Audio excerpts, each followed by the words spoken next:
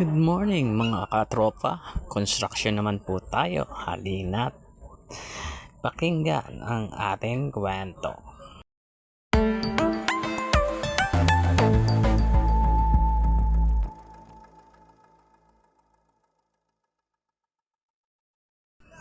What's up mga katropa? Itong araw ng linggo nais ko munang tulungan ng aking magulang dahil nga wala naman pong gagawa.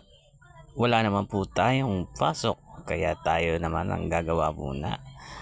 Pag gagawa ko muna po ang aking mga magulang dito sa bayan, kaya ako muna po ang construction bilang isang driver. Construction po muna tayo. Ito muna po ang ating trabaho dahil walang pasok, dahil linggo, kaya ako naman po muna ay magsa-sideline. Joke lang po. Ito naman po ay libre. Hindi naman po, wala naman po itong bayad dahil naman po ay magulang.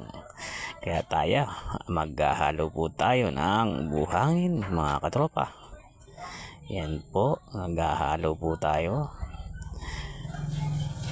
Mag-aasinta po tayo ng hollow blocks. Bilang isang anak ay dapat natin tumulong. Ito nga po, inumpisahan ko na po maghalo ng semento. Yan nga po, tayo naman po isanay sa trabahong ito. Yan nga po, tumixtra pa ko si father. Maharap ako sa camera natin mga katropa. At yan nga po, kumuha na po tayo ng tubig upang buhusan natin. At dito na nga po tayo sa ating gagawin. Hukay-hukay muna po tayo mga katropa. Yan po, naghuhukay po tayo ng ating aasintahan na hollow block. Kaya po, diretso na tayo mga katropa. At tingnan ang ating paggagawa. Tara na!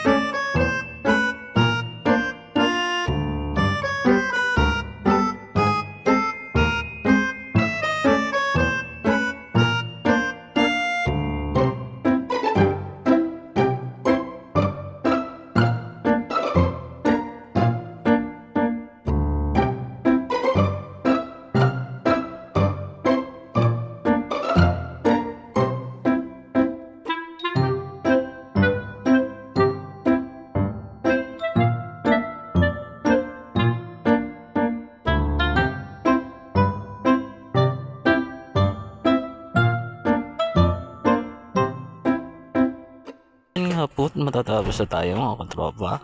Yan po, malapit na po tayo matapos. Asintahan ko lang po muna ito.